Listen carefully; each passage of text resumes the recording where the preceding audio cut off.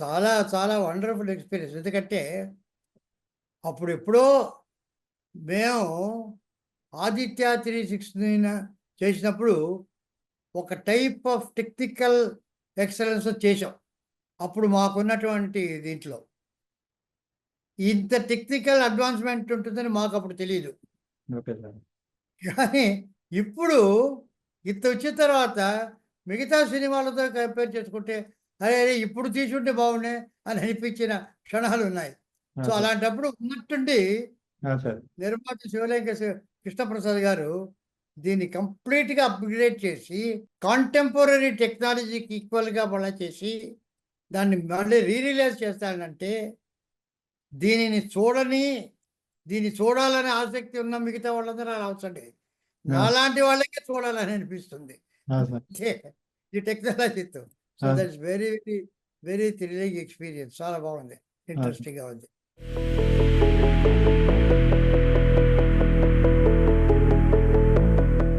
ఇది యాక్చువల్లీ చాలామంది నాకు back to the future inspiration అని అంటారు. అది కాదు. ఎందుకంటే బ్యాక్ టు ద ఫ్యూచర్ నిన్న వచ్చిన స్పీల్బర్గ్ తీసింది. నేను కాలేజ్ డేస్లో హెచ్జి వెల్స్ టైమ్ మెషిన్ చదివాను. Okay sir. టైమ్ మెషిన్ చదివానే ఒక కాలంలో అది వేరే కథ, కానీ time travel science fiction. So ఆ సైన్స్ ఫిక్షన్ కథను తీసినప్పుడు అక్కడ మా కాలేజ్ మేట్స్ అంతా కూడా దాన్ని గురించి డిస్కస్ చేయడం ఇవన్నీ జరిగింది. సో అప్పుడు ఏమైందంటే ఇది ఒక విజువల్ ఫీల్ కనుకది. బ్లాక్ అండ్ వైట్లో టైం మెషిన్ సినిమాలు హాలీవుడ్లో చాలా వచ్చాయి అంతకుముందు టైం ట్రావెల్. యాక్చువల్గా డైరెక్టర్ అయిన తర్వాత ఇది ఒక సబ్జెక్టుగా తీస్తే బాగుంటుంది అని అనుకొని దానికి కొన్ని ఒక లైన్ ఆర్డర్ అది చేసి రఫ్గా పెట్టుకున్నాను నేను. కంప్లీట్గా పెట్టుకుని ఇది ఎట్లా చేద్దాం, ఎవరితో చేద్దాం అనుకుంటున్న సమయంలో బెంగళూరులో ఎస్పి బాలసుబ్రహ్మణ్యంతో నేను ట్రావెల్ చేస్తుండడం జరిగింది. అది ఇది మాట్లాడుతూ నా దగ్గర ఒక సబ్జెక్ట్ ఉందని ఆయనతో చెప్తాం. ఆయన చాలా ఎక్సైట్ అయ్యాడు. అరే చాలా బాగుంది, ఇది తప్పకుండా మనం చేయాలన్నాడు ఆయన. సో యాక్చువల్గా అది కృష్ణప్రసాద్ గారు తెలుసో తెలీదో, ఆయన ఒక 2-3 పెద్ద పెద్ద ప్రొడ్యూసర్కి చెప్పాడు ఇది కథ. చెప్తే ఇదేదో ఫ్యాంటసీగా ఎలా ఉంది, ఇది వాళ్ళకి సైన్స్ ఫిక్షన్ అనే కాన్సెప్ట్ అర్థం కాలే. అదేదో ఇది ఎట్లా అవుతుంది, యమగోళలాగా ఉంటుందా అలాగా అనుకున్నారే. కానీ ఎస్పి బాలసుబ్రహ్మణ్యంకి చాలా నమ్మకం, అట్లా కాదండి, ఇది మనమే ఒక సపోర్ట్ చేసి మన గ్రూపులోనే కనుక తీస్తే బాగుంటుంది కృష్ణప్రసాద్ గారు చేయడం. కానీ కృష్ణప్రసాద్ గారి పెక్కి గొప్పతనం ఏంటంటే అంతంత పెద్దవాళ్ళు ఇదేమిటిని సందేహిస్తున్న సమయంలో ఇందులో ఏదో ఒకటి ఉంది అనేటువంటి ఫీలింగ్ ఆయనకు వచ్చింది. యాక్చువల్గా ఆయనకు కూడా సైన్స్ ఫిక్షన్ అనేటువంటి జానర్ తెలీదు, కానీ ఒక హంచ్, ఇది మామూలు ఫ్యాంటసీ కాదు, మామూలు చరిత్ర కాదు, ఇది ఏదో ఉంది అని చెప్పి ఆయన ఒక గుడ్డి నమ్మకంతో దూకాడు ఇందులో. అంటే ముందు వెనక చూసుకోకుండా, అంటే ఇది మనకి చేయగలమా, చేయడానికి ఎంత ఉంది అని చెప్పి ఏమైనా కూడాను ఎలా చేస్తామో మాకు తెలియదు. అంటే స్విమ్మింగ్ ఎలా నేర్చుకొని అని పుస్తకం చదువుతూ స్విమ్మింగ్ నేర్చుకోవడం కాదు, ముందర నీళ్ళల్లో దూకడం, తర్వాత స్విమ్మింగ్ నేర్చుకోవడం. అలా చేశాడు కృష్ణప్రసాద్ గారు. క్రెడిట్ అంతా కృష్ణప్రసాద్ గారిదే, ఆ గట్ ఫీలింగ్స్ రావడం. సో వాళ్ళు చేసి అది చెప్తే ఆయన చేద్దామన్నారు. అప్పుడు నేను చెప్పాను ఆయనతో, కృష్ణప్రసాద్తో స్టోరీ అతడు. ఇప్పుడు దీనికి క్యాస్టింగ్ ఏమిటంటే, నాకు లైన్లోనే నాకు ఆల్రెడీ స్క్రిప్ట్ ఒకటి ఉంది. ఒక ఈరోజు కాలం, ఒక సైంటిస్టు ఒక టైం ట్రావెల్ మెషిన్ కనిపెడతాడు, అందులో బ్యాక్ వెళ్తారు. టైం ట్రావెల్ అనేది కదా, బ్యాక్ వెళ్తారు, ఫ్యూచర్కి వెళ్తారు. బ్యాక్ వెళ్తే చరిత్రకు సంబంధించి మనకు తెలిసిందిగా ఉండాలి. లేకపోతే మరి పురాణాల్లోకి త్రేతాయుగంలోకి వెళ్ళడం కాదు, మహాభారతంలోకి. అది నాకు మైండ్లో రాలేదు. నాకంటే నాకు మొట్టమొదట మైండ్లో వచ్చింది ఏంటంటే ఇండియన్ ఇండిపెండెన్స్ డే రోజు వెళ్ళాలని. గాంధీ గారు అదే అది జెండా ఎగరేయడం, అంతకుముందు గాంధీ గారిని షూట్ చేయడం అక్కడ. కానీ అది ఇన్సిడెంట్ చేస్తాం, ఒక డాక్యుమెంటరీలాగా అక్కడికి వెళ్ళి ఉంటాడు. ఇందులో ఏమి ఇన్వాల్వ్ అవుతాడు హీరో? కథలో ఇన్వాల్వ్ కాడు వాటిల్లో, ఎక్కడికి వెళ్ళినా. అలా చూస్తే నాకు రెండే రెండు చరిత్రకు సంబంధించిన ఘట్టాలు దొరికాయి ఎంటర్టైనింగ్గా. ఒకటి రాయలవారు భువన విజయం, రెండవది అక్బర్. అక్బర్ కాలంలో బీర్బల్, తాన్సేన్, అనార్కలి, సలీం వీళ్ళందరూ ఉన్నారు. కృష్ణదేవరాయల కాలంలో తిమ్మరుసు, తెనాలి రామకృష్ణుడు, అష్టదిగ్గజాలు, వీటి కథలు మనకు ఫోక్లోర్స్ అవన్నీ ఉన్నాయి. కాకపోతే ఆ అక్బరు బీర్బలు అవి ఆల్రెడీ చేశారు వాళ్ళు, నాకు అంత నచ్చలే. ఇందులో కనుక అయితే తెనాలి రామకృష్ణ ఉన్నాడు, అవి బ్యాక్ వెళ్ళి అవన్నీ చేయొచ్చు అనేటువంటి ఒక ఐడియా వచ్చింది. పైగా ఆల్రెడీ రామారావు గారు శ్రీకృష్ణదేవరాయల పాత్ర వేశాడు. తిమ్మరుసు నేను పనిచేసా, నేను స్క్రిప్ట్ కూడా ఒక వర్షన్ రాశా పింగళి నాగేంద్రరావు గారికి. ఆ రోజుల్లో నాగేంద్రరావు గారు నా చేత ఒక్కొక్క స్క్రిప్ట్ ఫస్ట్ వర్షన్ రాయించేవారు. సో తిమ్మరుసు స్క్రిప్ట్లో నేను బాగా ఇన్వాల్వ్ అయ్యాను. కృష్ణదేవరాయల పాత్ర నాకు చాలా ఇష్టం, అది ఎన్నుకున్నాం, అది చేసాం. సో అది ఎవరు వెయ్యాలి అనుకున్నప్పుడు అప్పుడు ఒకే ఒక వ్యక్తి అలాగ రాణించాలంటే ఆ రోజు రామారావు గారు వేసిన పాత్ర మళ్ళీ ఈ రోజుకి బాలకృష్ణ గారు వేస్తేనే సరే అని చెప్పి వారిని సంప్రదించడం, అక్కడి నుంచి ఆయనకి చెప్పడం, చెప్పిన మరుక్షణం బ్రహ్మాండమైన ఫీల్ అయ్యారు. ఆయన ఇమ్మీడియట్గా సూపర్ బో చేసేద్దాం. ఆయనే కొన్ని కిరీటం ఎలా ఉండాలి, అది ఎలా ఉండాలి, ఈ రకంగా ఉండాలి, నాన్నగారు అరేంజ్ చేశారు, ఇవన్నీ టకటకటక ఆయన దగ్గర నుంచి వెంటనే ఒక ప్రవాహంలాగా ఒక స్పాంటేనియస్ వచ్చింది. మనం ఎలా చేయాలని డిగ్నిఫైడ్గా ఆయన చెప్పి ఆయన ఇన్వాల్వ్ అయిపోయాడు. అప్పటి స్కెచెస్ ఎట్లా ఉండాలి అని చాలా మాట్లాడాడు. కానీ దీంతో పాటు భవిష్యత్తు నాకు చాలా ఇంపార్టెంట్. కృష్ణదేవరాయల పాత్ర అందరికీ తెలిసిందే, ఆ కథ అందరికీ తెలిసిందే. భవిష్యత్తులో కంటే ఏ రకంగా ఉంటుంది అనేది అది పూర్తి ఊహ ఆలోచన. అప్పుడు అమెరికన్ లైబ్రరీకి వెళ్ళా. అక్కడ ఫ్యూచరాలజీ అని ఒక కంప్లీట్ సెక్షన్ ఉంది. ఆ ఫ్యూచరాలజీ చదివితే అది చాలా పెద్ద సబ్జెక్ట్. అది అంటే ఈవేళ ఒక చోట ఒక ఏరియాలో ఒక యూనివర్సిటీ ఒక కాలేజీ కట్టాలనుకోండి, 50-75 సంవత్సరాల తర్వాత ఆ ఏరియా ఎలాగ ఉంటుంది అనేటటువంటిది అంచనా వేయడం స్టాటిస్టిక్స్తో, అది ఫ్యూచరాలజీ. సో ఎన్నెన్ని రోడ్లు వస్తాయి, ఎంతమంది పాపులేషన్ పెరుగుతారు, ఎన్నెన్ని అంగళ్ళు వస్తాయి, జనానికి ఎట్లా ఉంటుంది, ఇవన్నీ టౌన్ ప్లానింగ్. ఇప్పుడు ఏదో ఒకటి సిటీ ఏదైనా కట్టాలనుకుంటే, క్యాపిటల్ ఏదైనా కట్టాలనుకుంటే 70-100 సంవత్సరాలు అయిన తర్వాత ఎలా ఉండాలనేది అంచనా వేయాలి.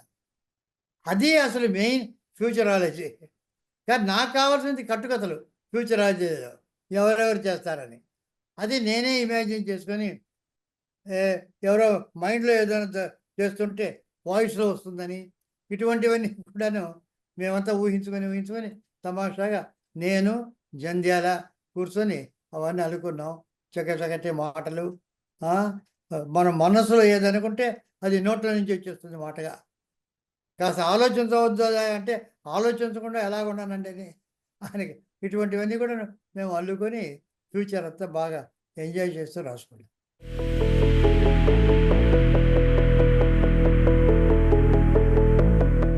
ఇది స్క్రిప్ట్, ఇది బేసిక్గా లైన్ అంతా అనుకున్నదే. ఆ తర్వాత వచ్చిన తర్వాత మామూలు ఒక 2 వారాలు నేను జంధ్యాల కూర్చొని డిస్కస్ చేసాం. శివలింగ ప్రసాద్ గారు అప్పుడు కంప్లీట్గా ఆయన ఇన్వాల్వ్ అయ్యాడు, చూస్తూ ఉండేవాడు. కానీ ఎసెన్షియల్గా నాకు తెలిసి మా ఇంట్లో చాలా సిట్టింగ్స్ జరిగాయి. పామ్ గ్రోవ్ హోటల్లో కొంత జరిగింది, అట్లా ఒక 15 రోజుల్లో సీన్కి లేఅవుట్ వేసేసాం. సీన్ 1, సీన్ 2, సీన్ 3, సీన్ 4 అది ఎట్లా వెళ్తాడు, ఏ రకంగా వెళ్తాడని చెప్పి.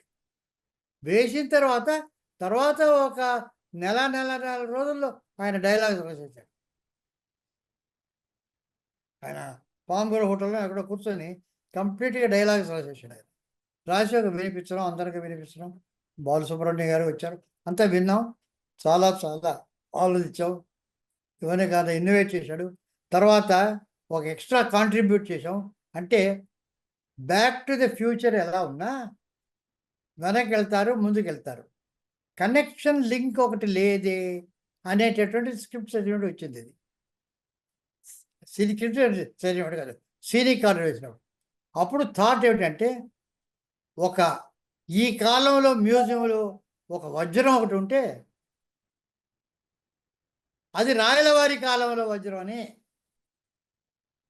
దానికి ఒక దొంగతనం ఏర్పడుతుంది, అది ఇప్పుడు ఉండే వజ్రానికి ఈ వజ్రమే భవిష్యత్తులో ఎలా రేస్ ఇన్విజిబుల్ రేస్ అవి ప్రసరించి దాన్ని ఎలా చేస్తుంది, ఈ రకంగా ఒక వజ్రాన్ని పెట్టుకొని దాంతో లింక్ చేసాం మూడు ఎపిసోడ్స్. లేకుంటే లింక్ లేదు అక్కడికి. సో ఇది భవిష్యత్తు, వర్తమానం, తర్వాత పాత కాలం, భూతకాలం, భూత భవిష్యత్ వర్తమాన కాలాలు అలా చేసాం. ఆ వజ్రం ఒకటి యాడ్ అయింది. దాంతో ఆయన స్క్రిప్ట్ రాసేసాడు.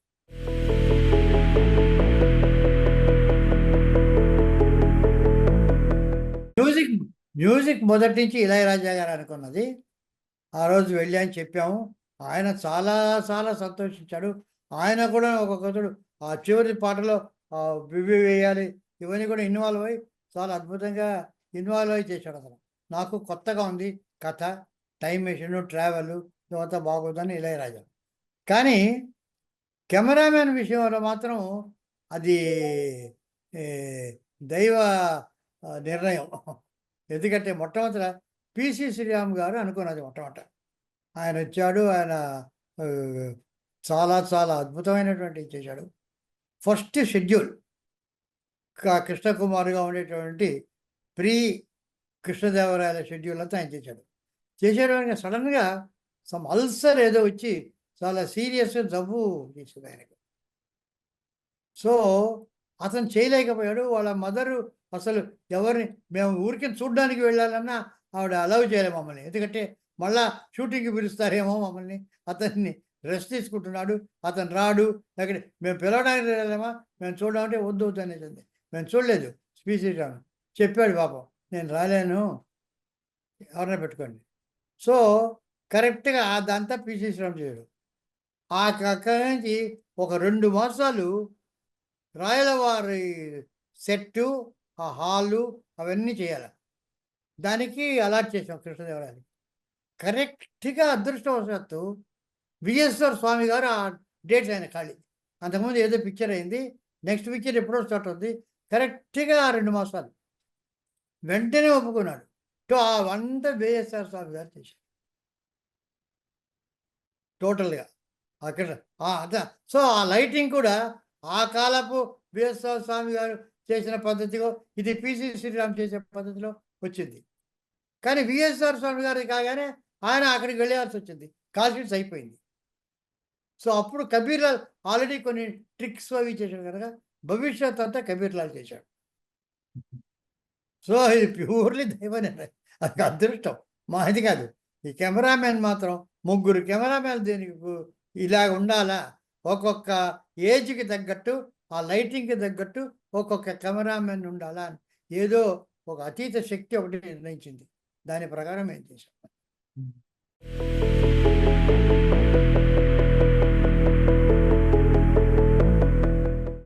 పేకెట్ గారు మొదటి నుంచి ఆర్ట్ డైరెక్టర్. ఎందుకంటే రాయలవారు ఆ సెట్టు అదంతా చేయడానికి, టైం మెషిన్ డిజైన్ చేయడానికి స్కెచెస్ వేసుకుందాం ముందర.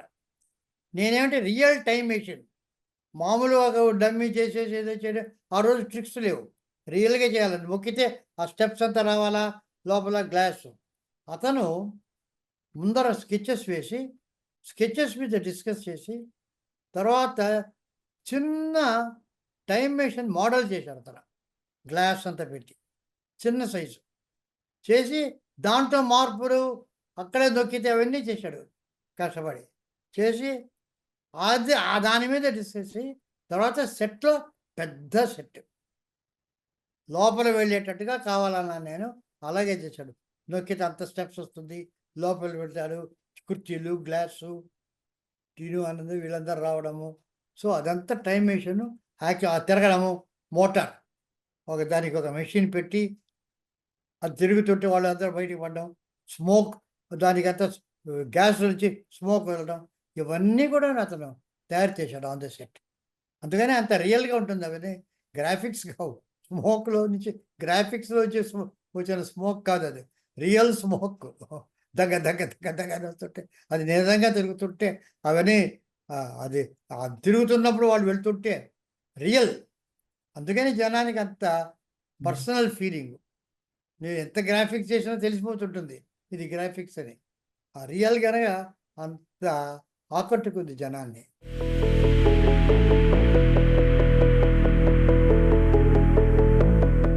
యాక్చువల్గా అంటే కేర్ అంటే బాలకృష్ణ గారు ఉన్నారు. మాకు ఈ సబ్జెక్ట్లో ముఖ్యమైనది ఏంటంటే టైం కావాలి. ఇక్కడ నాకు చెప్పారు చాలామందిని కృష్ణప్రసాద్ గారు ఇవన్నీ యాక్చువల్గా తీసుకున్నది ఆర్టిస్టు సంప్రదించడం. ముఖ్యంగా నాకు విజయశాంతి గారిని ఎప్పుడు మీట్ కాలేదు యాక్చువల్గా. నేను ఏ రోజు ఆమెతో దీని గురించి సంప్రదించలే, నాకు దాని గురించి తెలియదు. అది ఆయన పాటికి ఆయన వాళ్ళు బాలకృష్ణ గారు అంత అనుకొని విజయశాంతి గారు ఉంటే బాగుంటుంది. ఆమె చాలా ఎక్సైట్ అయింది పాపం, తప్పకుండా చేయాలని. కానీ టైము, కాల్ షీట్స్ వాటి మీద ఉంది. ఇక్కడికి 10 రోజుల తర్వాత నాకేమిటంటే ఈ పర్టికులర్ సబ్జెక్టు భవిష్యత్తులో రావాలి. అయితే టైము ఆర్టిస్టు వాళ్ళ వాల్యూ, వాళ్ళ పర్ఫార్మెన్సు ఎంత ముఖ్యమైనా ఈ పర్టికులర్ సబ్జెక్ట్కి టైం అనేటువంటిది మోర్ ఇంపార్టెంట్. వాళ్ళు అవైలబుల్గా ఉండడం మాకు ఈ సబ్జెక్టు మోర్ ఇంపార్టెంట్. అందుకని ఎవరికన్నా చూద్దామంటే మరి కృష్ణప్రసాద్ గారు ఎలా చేశారో, నాకు మోహిని అనే అమ్మాయి ఎలా వచ్చిందంటే, నేను అప్పుడు మైకేల్ మదన కామరాజన్ చేస్తున్నాను, ఆ వర్క్లో ఉన్నాను. సో పంజు అరుణాచలం గారని ఆయన నాకు చాలా పరిచయం. ఒకరోజు మాట్లాడుతున్నాను ఆయనతో నేను. ఆయన గొప్ప నిర్మాత, పాటల రచయిత ఇవన్నీ కాకుండా ఒక చాలా ఫెనటిక్ రేస్ గోయర్ ఆల్సో ఆయన. ఎప్పుడు హార్స్ రేస్ పుస్తకం పట్టుకొని ఉంటాడు ఆయన. అది ఆయన ఒకరోజు నేను మాట్లాడుతూ మేము ఈ రకంగా వెతుకుతున్నామంటే ఆయన చెప్పాడు, ఆయన హార్స్ క్లబ్లో సెక్రటరీ ఒక అయినాడు. ఆయనకి నాకు బాగా పరిచయము.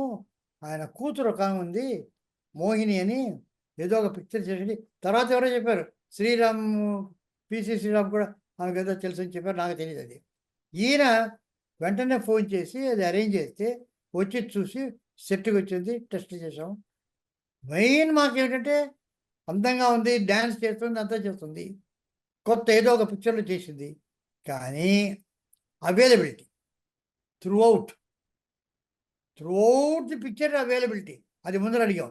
నాకే అభ్యంతరం లేదు. She is excited. ఇటువంటి పిక్చర్ దొరకడం కట్టడం నేను తప్పకుండా చేస్తాను. ఆ అవైలబిలిటీ చాలా ఇంపార్టెంట్ అయింది. సో ఫ్యూచర్కి వెళ్ళినా, కృష్ణదేవరాయలకి వెళ్ళినా, ప్రజెంట్కి వెళ్ళినా త్రూ అవుట్ ఆమె ఉండింది. అది చాలా మాకు ఇంపార్టెంట్ అది. అందుకని ఆ మోహిని అవన్నీ బుక్ చేశాం.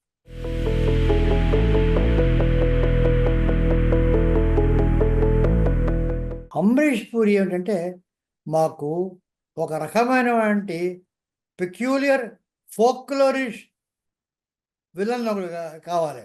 అందులో మిస్టర్ ఇండియా అటువంటి మొగ్గాంబో అని ఇవన్నీ చేస్తూ, అంటే పిల్లలకు జనరల్గా అది వాళ్ళు ఎంజాయ్ చేస్తూ అలాంటి ఒక విలను, రెగ్యులర్గా చాలా భయపడే విలన్ కాదు, అతను చూస్తే ఒక ఎంటర్టైన్మెంట్ వచ్చే విలను.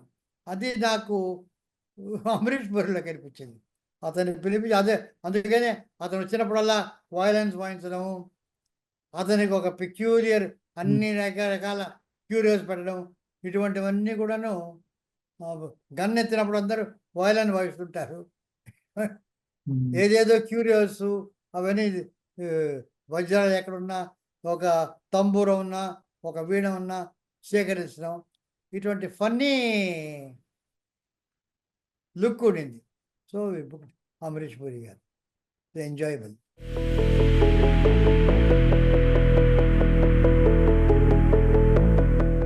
యాక్చువల్గా 110 రోజులు అవుతుంది అది. ఈ రోజు 110, ఇది ఇవాళ చేసే సినిమాలన్నీ 110 రోజులు అవుతుంది. ఏది మాయాబజార్ లాంటి డబుల్ వర్షన్ సినిమా అంతకన్నా తక్కువైంది.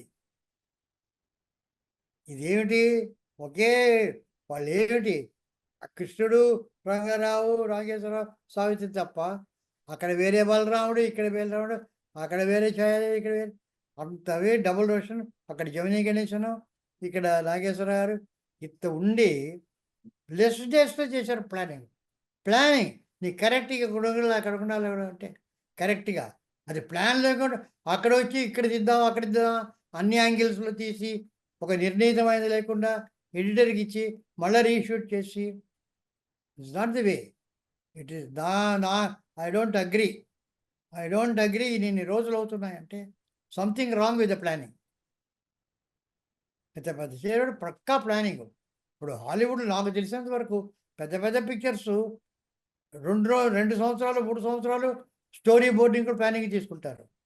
వచ్చేటప్పటికి అంతే లిమిటెడ్ టైం టక ఫినిష్ చేస్తారు.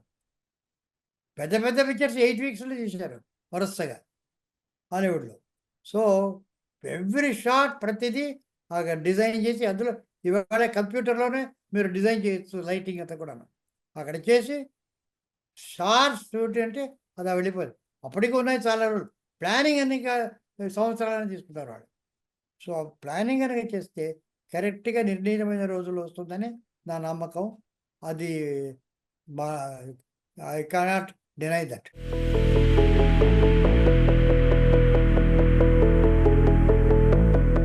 కృష్ణదేవరాయలు అనుకున్న తర్వాత ఒక బాలకృష్ణ గారు తప్ప ఇంకే లేదు. కృష్ణదేవరాయలు అనుకున్న తర్వాత వెంటనే ఆయన, ఎందుకంటే వాళ్ళ నాన్నగారు చేశారు, వాళ్ళు చేశారు బాగా. కృష్ణ ఇంకెవరు ఉన్నారు ఇప్పుడు ఆలోచించిన ఇవాళ కూడా నాకు దొరకడం లేదు. So that is the thing. Balakrishna గారికి వెళ్ళడం, ఒకసారి అపాయింట్మెంట్ ఫిక్స్ చేయడం, రాయడం.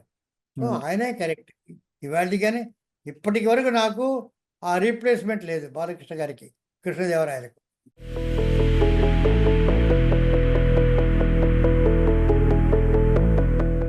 నా వరకు నేను ఆదిత్య నాకేంటంటే టైం మెషిన్ అంటే అనేది టైం థియరీ ఆఫ్ రిలేటివిటీ, లైట్తో సంబంధించిన ఆ లైట్ స్పీడ్ ఉంటుంది.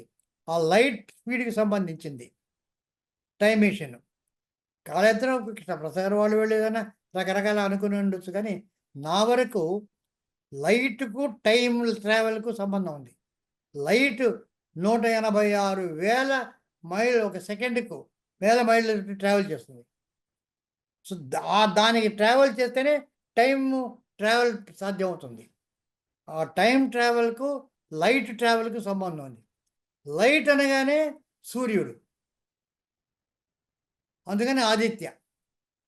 సో ఆదిత్య అనేటటువంటిది స్టార్ట్ అవుతుంది టైం మెషిన్ కనుక నా వరకు. కాకపోతే 369 అనేటటువంటిది తర్వాత పెట్టింది. అది ఏ రకంగా ఉంది 333 ఏదో ఎందుకంటే పుట్టి ఆదిత్య అంటే అది ఒక హీరో నేమ్ కావచ్చు. ఒక మెషిన్ టైం మెషిన్కి పేరు పెట్టాలంటే. సో అప్పుడు నాకు ఇది బోయింగ్ జ్ఞాపకం ఉంది. బోయింగ్ అంటే సరిపోతుంది కాదు, బోయింగ్ 737 అని పెడతారు. ఈ 737 ఏమిటి, అది వచ్చినప్పుడే మనకు ఒక ఎయిర్ క్రాఫ్ట్ అని ఒక ఫీలింగ్ వస్తుంది. లేకపోతే మామూలుగా బోయింగ్ ఏదో కంపెనీ. సో ఏదైనా వస్తే ఆ అటాచ్మెంట్ వచ్చినప్పుడే మీకు నంబర్ ప్లేట్ వచ్చినప్పుడే దానికి వస్తుంది. సో 369 అని 35 రకరకాలుగా 9 మొత్తం మీద 369 ఉంటే బాగుంటుంది. న్యూమరాలికల్గా 9 బాగుంటుంది. 3, 6, 9, 9, 18, 9 ఇట్లాగా అసెండింగ్ ఆర్డరు పైకి వెళ్ళేటటువంటి పద్ధతి. 963 చేయొచ్చు, 639 చేయొచ్చు, కానీ 369 ఆదిత్య 369 అని నిర్ణయించాం.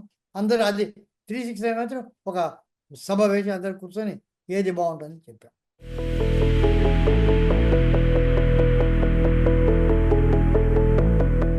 అట్లా బాగా ఆడిందట అవును.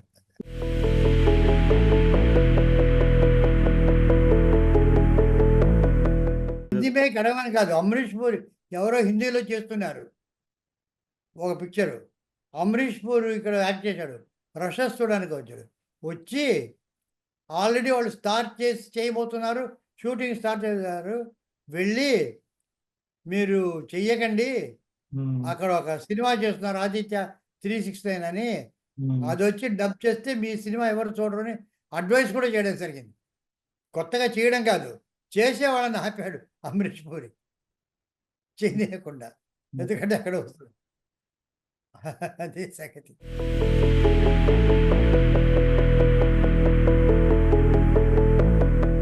అది అంటే పాపం మేము స్క్రిప్ట్ చేసి బాలకృష్ణ గారికి చాలా చాలా ఎంతూజియాజం. ఏ రోజైనా ఇది చేసి తీరాలి. సో ఆ రకంగా మేము చేసాం. నేను ఒక లైక్ చెప్పి కంప్లీట్‌గా స్క్రిప్ట్ కూడా రాశాను. టోటల్‌గా స్క్రిప్ట్ తయారు చేశాను కంప్లీట్‌గా. ఆయన చాలా ఎక్సైటెడ్. ఇవాల్టికి కూడా అది ఆయన్ని మొట్టమొదటి వాళ్ళ అబ్బాయిని ఇంట్రడ్యూస్ ఫిల్మ్‌గా అనుకున్నారు కూడా. దీన్ని ఎలాగైనా చేయాలని చెప్పి అనౌన్స్ కూడా చేసి అంతా చేశారు. డిస్కస్ చేశాము. కానీ ఆయనకి ఇంకా ఉంది. ఎప్పుడన్నా ఉన్నప్పుడు ఏ రోజైనా అది మనం చేద్దాం అని అంటున్నారు. సరే ఎప్పుడుదవుతుందో ఏమవుతో అది దైవ నిర్ణయం. కృష్ణ ఆదిత్య తీసిన అలా దైవ నిర్ణయం. ఇది కూడా సీక్వెల్ కూడా అదే దైవ నిర్ణయం. ఎప్పుడైతే అప్పుడు.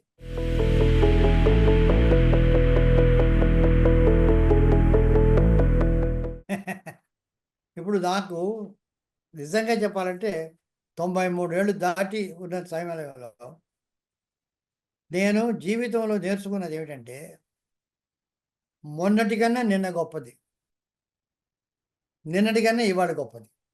ఆ పాత కాలంలో ఎంత బాగుండేది క్లాసిక్స్ నేను నమ్మను. ఆ రోజు అందరూ ఆ రోజు చాలా చాలా మంచివి ఉన్నాయి, ఈరోజు మంచిగా ఉండేవి, ఈవిడంతా చాలా హాయిగా ఉండేది, ఏమి మ్యూజిక్, ఆ మ్యూజిక్ పడితే ఎవరు చూడరు. అవి బాగా లేదు అని కదా ముందుకు వెళ్తున్నాం అన్నాం. మనం ముందుకు వెళ్తున్నామంటే అది బాగా లేదు అని ఇవాళ కానీ ఇది ఎవరు చూడరు. అవి చూస్తారు, నాస్టాల్జియా అంటారు దాన్ని. ఆ నాస్టాల్జియాకి దాన్ని చూస్తారు కానీ చూడరు. ఇప్పుడు నాకేమిటంటే నిన్న మొన్న కన్నా ఇవాళ ఇప్పుడు మీతో మాట్లాడడం చాలా ఆనందంగా ఉంది. అంతకుముందు మార్నింగ్ చేసింది అంత పెద్ద ఆనందం లేదు. ఇప్పుడు నాకు ఆనందం. సో బ్యాక్ వెళ్ళడం అనేటటువంటిది ఆలోచన నాకు ఇష్టం లేదు, రాదు. ఒక్క సెకండ్ కూడా బ్యాక్ వెళ్ళలేను. ఎందుకంటే అవంతా పాత అయిపోయింది, మర్చిపోవాల్సింది. ఇప్పుడు లేవు. మనం ఏం చేయాలా, ఈ క్షణంలో మనం ఎలా మాట్లాడాలా, ఏం చేయాలా, ఏమేమి అడుగుతారో, ఏం చెప్పాలా అనే దాని మీద ఆనందం. ఇక నెక్స్ట్కి వెళ్ళొచ్చు, ఆలోచించవచ్చు నెక్స్ట్కి ఎలా ఉంటుందని. అది తిరిగిపోతుంది నాకు. నెక్స్ట్కి పోతుంది అనేటటువంటిది నెక్స్ట్ వచ్చినప్పుడు ఆ థ్రిల్ అనుభవిద్దాం. ఇప్పటి నుంచే కాదు కాదు రేపు మనం వెళ్తే ఈ రకంగా హైదరాబాద్కి వెళ్తే ఇక్కడ ఎక్కడ ఉంటాం, ఏ రకంగా ఉంటాం, ఇవన్నీ ఆలోచనలు వద్దు. నెక్స్ట్ సెకండ్ నుంచి ఆలోచన లేదు, ప్రీవియస్ సెకండ్ నుంచి ఆలోచన లేదు. Live for the present and enjoy and experience the present. అది నా ఇప్పుడు 93 years నా ఫిలాసఫీ.